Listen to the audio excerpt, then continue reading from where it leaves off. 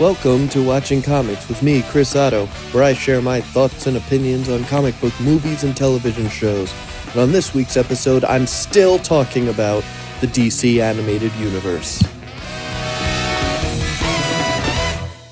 Last week, I focused on the Timverse, as it's been called, which started with Batman the Animated Series in 1992 and ended with Justice League Unlimited in 2006.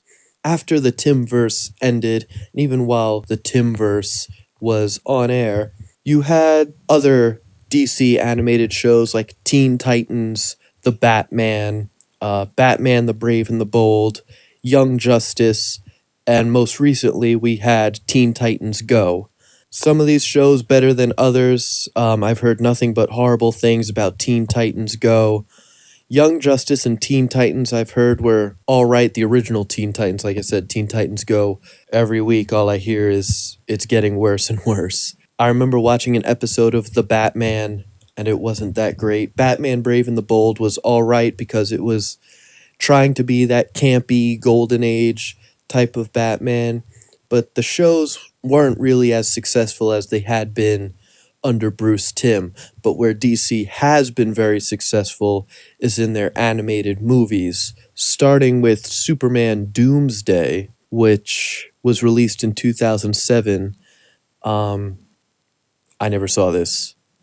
I also never saw the film that came out after it, Justice League: The New Frontier, although I've been meaning to see especially The New Frontier, because I believe that was supposed to be kind of more of a golden age storyline, both of which based on comic books. That's what DC decided to start doing. Throughout the Timverse, it was mostly original plots, occasionally borrowing from comic book stories.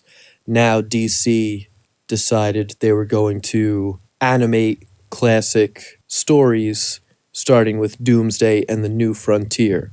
But the, I think, biggest release following the Timverse was Batman Gotham Knight.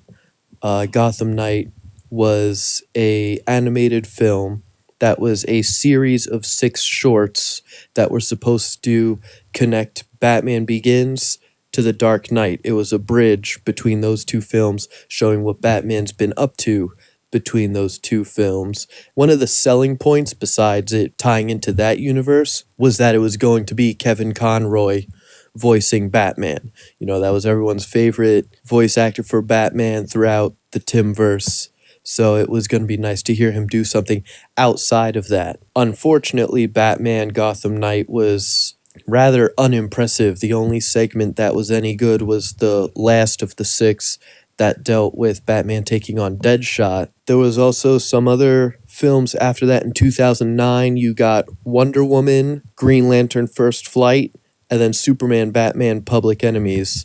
Again, the only one I saw was Superman, Batman, Public Enemies, which I actually only picked up because there was one day I was in Best Buy and I saw on like a clearance rack or something.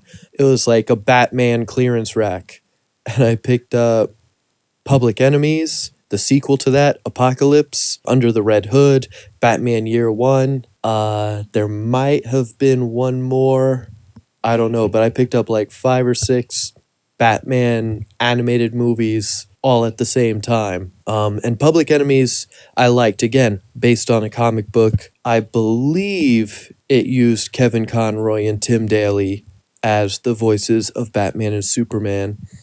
But it was a good story, and it has a classic line that I'd seen from the comic. I don't think I ever read the comic, but I'd seen the panel where Batman is trying to save Superman because Superman was shot or something. Like something hurt him, and there was something inside him that was killing him, but his skin was trying to heal around it. So Batman was trying to perform surgery as quickly as possible, and Superman says something like, "Oh, where's the Flash when you need him?"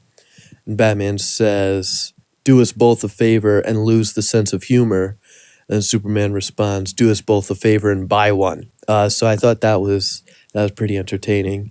In 2010, saw the release of Justice League Crisis on Two Earths, which, to be quite honest, I thought I had watched that. I thought I owned it on Blu-ray or DVD. I could have sworn I've seen it, but when I was looking it up to read the description, it did not sound familiar at all. So apparently I never saw it. I know the story dealt with a heroic Lex Luthor and Joker from Earth 2 ending up on the Justice League Earth because they're taking on the crime syndicate, which the story sounded very familiar to a Justice League episode or series of episodes that dealt with the Justice Lords, which was like totalitarian government versions of the Justice League. But Crisis on Two Earths dealt with the crime syndicate, which is not the same as the Justice Lords, because the Justice Lords are Superman, Batman, Wonder Woman, Green Lantern, or Green Lantern, Hawkgirl, Martian Manhunter, and not the Flash, because the Flash died in that timeline. But the crime syndicate is Ultraman, Superwoman, Owlman, Power Ring, and I feel like there was someone else in the crime syndicate, I can't remember, but dealt with those characters who were actually also in not a recent, but I guess kind of recent story in the comics, Forever Evil, which was a very interesting story. But yeah, like I said, I thought I had seen Crisis on Two Earths. Apparently I didn't. Another film released in 2010, Batman Under the Red Hood. Again, this was one of the movies that I picked up on DVD and watched it. And I did like it, because it does include, it's about Jason Todd, the second Robin, who is murdered by the Joker. So the film starts off with the death of Jason Todd. Again, like I said, this is based on a comic. However, the comic Under the Hood didn't deal with Jason Todd's death. It dealt with him returning. So the film also used the ending of Death in the Family, the death of Robin, and then flash forwards to Jason Todd returning to Gotham as an adult and being extremely pissed off that Joker is still alive. And of course, Joker just being an asshole about the whole thing, because that's what Joker does. After that, we also saw the release of Superman Batman Apocalypse. That dealt with the arrival of Kara, Supergirl, on Earth. And there's a great moment in that. Kara tries to use her X-ray vision on Batman to see who he is. And then when Batman leaves, she turns to Clark and is like, how come I couldn't see through his mask? And Clark is like, oh yeah, he lines his cowl with lead so that we can't see through it. Any Kryptonians can't see through it, which is so typical of Batman, to line his cowl with lead. Once he finds out Superman can't see through lead, well, that obviously is going to translate to any Kryptonian coming to Earth cannot see through lead, and he's not going to run the risk of every Kryptonian who comes to Earth can see who Batman is, so he lines his cowl with lead. Like I said, typical Batman, always thinking ahead to be prepared for any situation that may arise. Brings us to 2011, when All-Star Superman was released. I believe Free Comic Book Day gave away the first issue of All-Star Superman, so I got to read it, and it seemed interesting, so I was willing to watch the movie.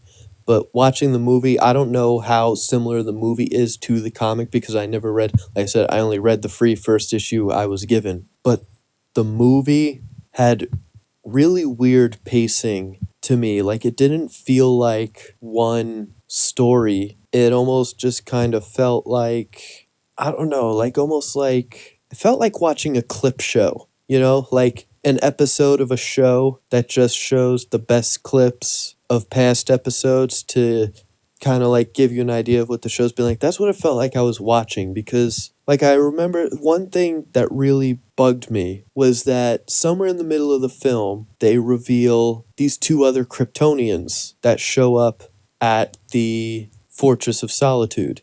And they're really antagonistic. They're a couple of assholes, and it's like they seem like they should be villains, like Superman should fight them. I think they don't understand why Superman isn't using his powers to be like a god over all of Earth, and like that's what they plan to do. And then Superman is like, no, that's why I've lived, I've lived with them as a normal person, so I'm not gonna rule over them. and convinces them to just not be assholes. All in a matter of like 5 minutes. It's like they're introduced as bad guys, and then you're still trying to figure out, okay, who are they? What are they doing? Oh, they're good guys now. And Superman's convinced them to leave Earth. It's like, what? Like, I may be remembering something wrong, but I remember feeling that way when I watched it, thinking, like, this seems, I don't know, like it was just moving too fast, and then out of nowhere, at the end, Superman just dies. It almost felt like they wanted to get a lot of story into it, but still only wanted it to be no longer than like 75 minutes. Instead of taking things out, they just shortened everything that they wanted to put in it. So I didn't really enjoy All Star Superman. 2011 also saw the release of Green Lantern Emerald Knights. Again, I didn't see this, and it's either Emerald Knights or First Flight. Nathan Fillion, if that's how you pronounce his last name, I don't know. He started portraying Hal Jordan, and in the movies I've seen with him portraying Hal Jordan, Green Lantern, I think he's phenomenal. I think he's a great voice for the Green Lantern, and I love the way he portrays Green Lantern.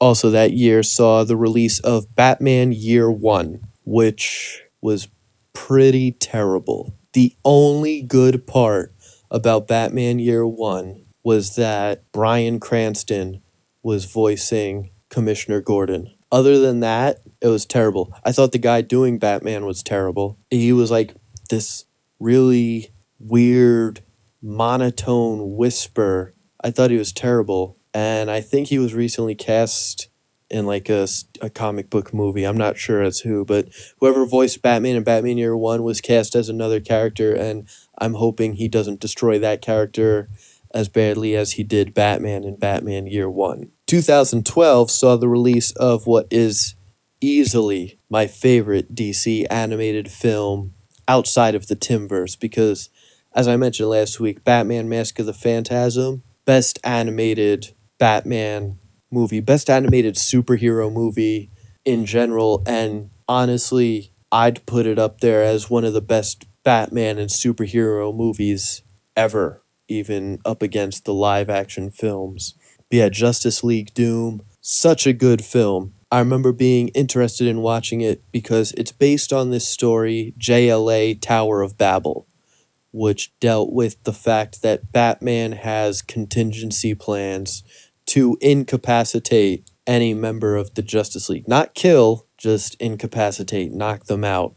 And what happens is someone steals these plans and alters them to be lethal to then kill the Justice League.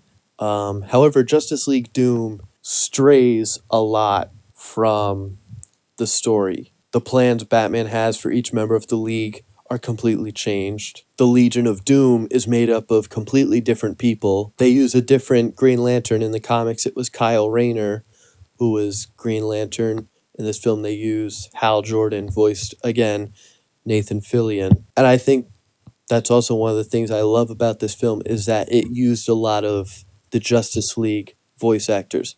Kevin Conroy as Batman, Tim Daly as Superman, Susan Eisenberg as Wonder Woman, Carl Lumbly as Martian Manhunter.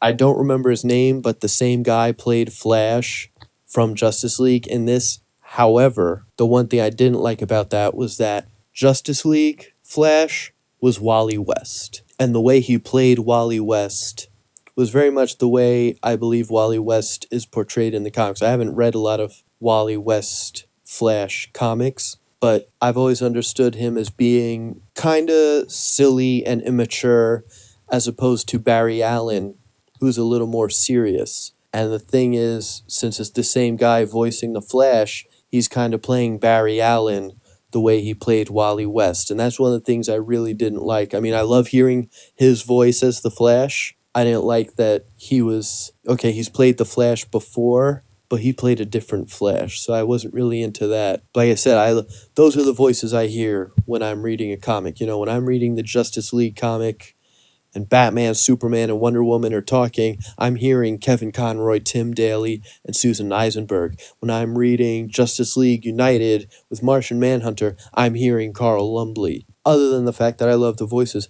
it's a good movie.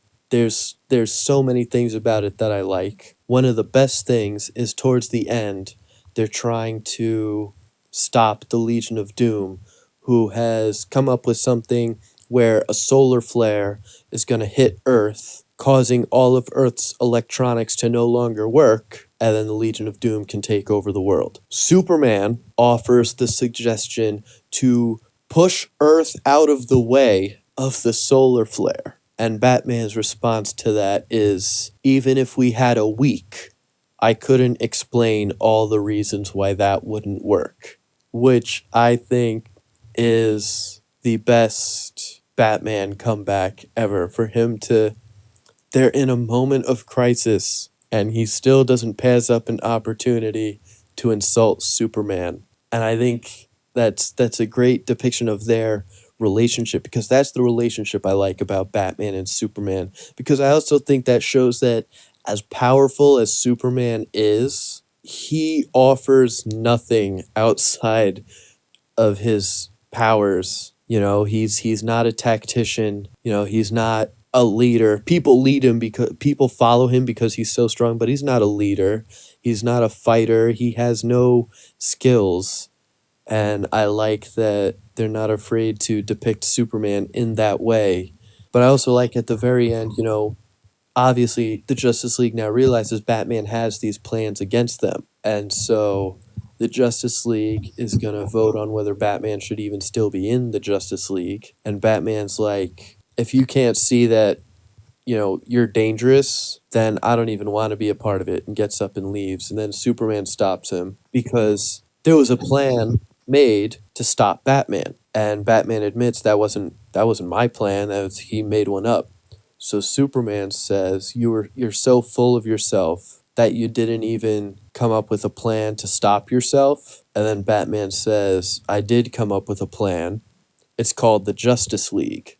And I think that shows a lot about Batman, because obviously Batman's a normal human being, and yet the rest of the Justice League is still very afraid of Batman. You know, going back to the Timverse, there's a great episode where Batman gets a concussion in a fight at the beginning of the episode. And so Batman is resting and healing and gets up and starts trying to figure out the crime that's going on, and is going to go back to Earth, you know, leave the Justice League tower, the Watchtower, and go back to Earth. And Martian Manhunter is watching him, and Batman says, I'm going back. And Martian Manhunter is like, you need to rest. And Batman is like, well, you can try and stop me. And Martian Manhunter just looks at him, and then Batman just leaves. And I think it, you know, I just think it's great that the Justice League is so afraid of Batman, and yet Batman knows that if he went off the rails, the Justice League can stop him. And I think that's an important aspect of Batman, because Batman knows he's human. He knows he has limitations, and that's why Batman needed to plan ahead. So this way, if Superman or Green Lantern or Wonder Woman ever went bad, he'd have a plan. Whereas if Batman ever turned, you really don't need a plan to stop him, because he's just a human. So you just, I guess, use your superpowers to stop him. But yeah, like I said, I loved Justice League Doom. That's definitely my favorite outside of the Timverse. That year we also saw Superman versus the Elite. Again, a film I was gonna watch. I think it was on Netflix, and now it's not, so I never got a chance to watch it. Now, at the end of 2012, DC decided they were going to animate one of the greatest comics ever written, The Dark Knight Returns. Like I said, DC decided to start animating comic book stories, so they decided to go with an easy classic, The Dark Knight Returns. They released it in 2 parts, which, you know, they released part 1 in 2012, and then a few months later released part 2 in 2013. And then, a few months later, they released the deluxe edition, which is both parts animated as one feature. So now I have 3 Blu-rays that are of the same film, which is pretty annoying. But I mean, I guess I kind of get it, because part 1 and part 2, they're each like an hour and 15 minutes long. So most people don't want to sit through a 2.5 hour live action film, let alone a 2.5 hour cartoon film.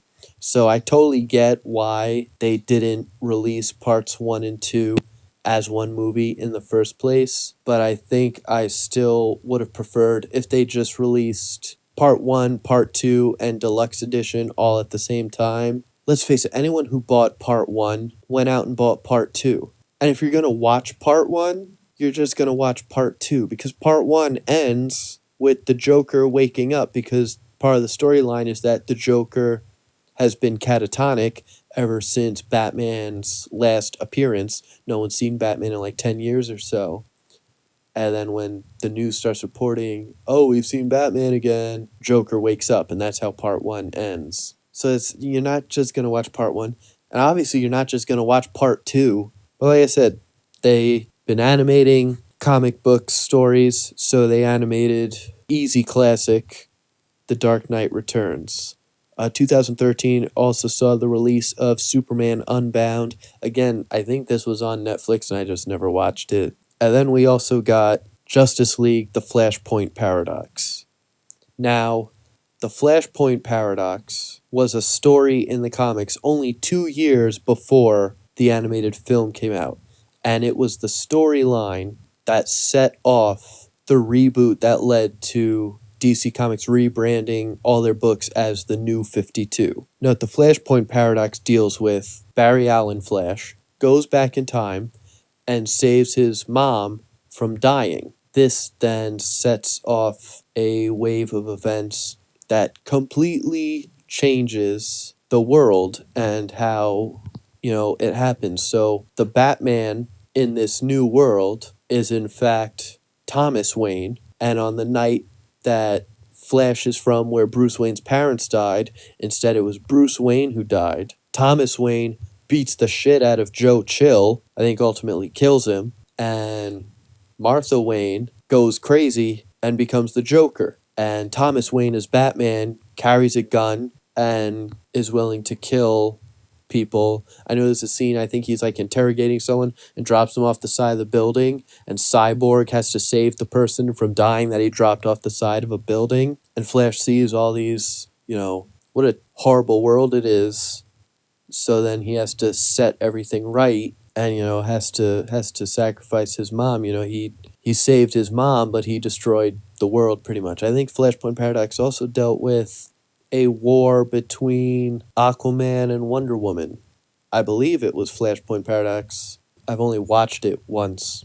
I was surprised at how, the Flashpoint Paradox 2 years earlier was only a comic book story. Now it's an animated movie. And that was when DC decided that they were going to start animating New 52 stories, because after that, we got Justice League War, which was an adaptation of Justice League Origin.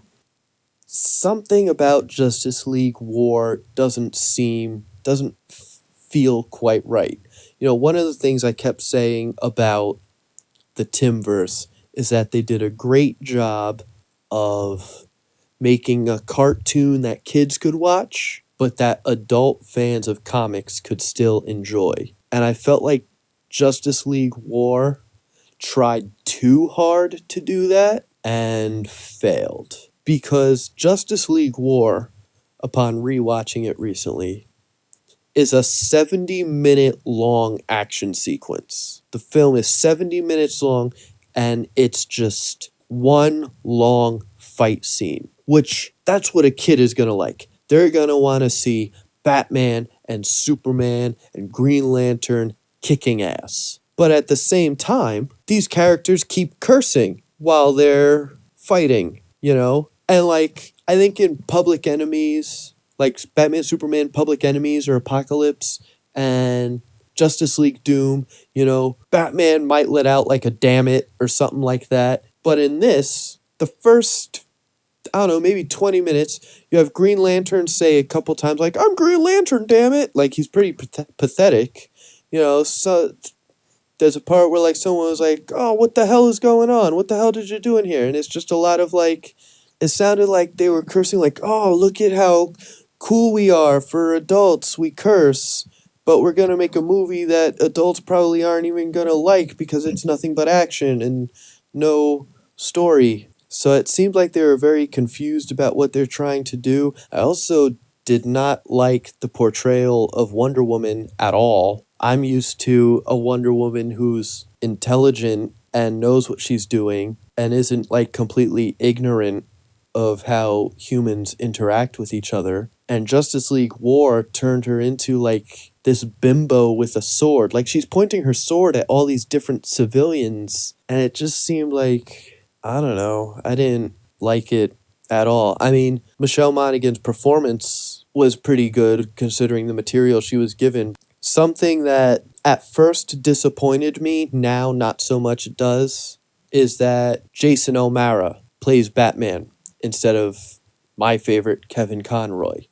At first I was disappointed, like I said, but hearing Jason O'Mara as Batman in other films now, I think he's really good at being Batman because like Kevin Conroy was able to play a very calm Batman, and when it was required could also infuse some emotion into when he was Bruce Wayne or when Batman needed to feel some emotion. Jason O'Mara, since we're not seeing so much Bruce Wayne, Jason O'Mara is doing a good job of playing Batman with this almost cocky attitude, but it's like, it's not so much cocky because he can back it up.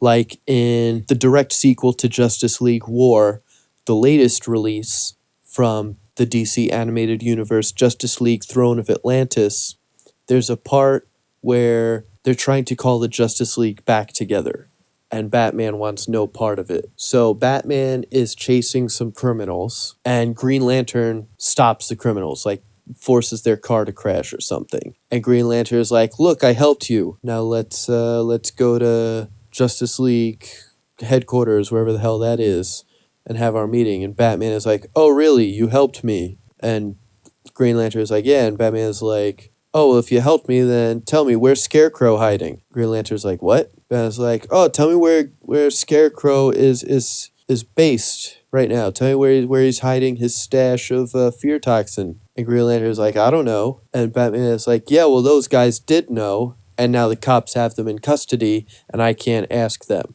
And I liked that that's how Jason O'Mara is able to play him, that he's adding this, I'm trying to do things my way, and you're all getting in my way. Jason O'Mara also played Batman in the animated film Son of Batman, which came out after Justice League War, which dealt with Batman finding out he has a son, Damian Wayne, with Talia al Ghul. Son of Batman was good. It had some good action because Deathstroke was a character, and I think there's a great fight scene between Deathstroke and Damian, and the action is really good, but I think that's really the only memorable part. There's going to be a sequel to that coming out very soon, Batman versus Robin, which should be good. That's also going to feature the Court of Owls. And finally, I'll talk about Batman Assault on Arkham, which takes place in the same universe as the Batman Arkham games. Arkham Asylum, Arkham City, Arkham Origins, and coming out this May, Arkham Knight.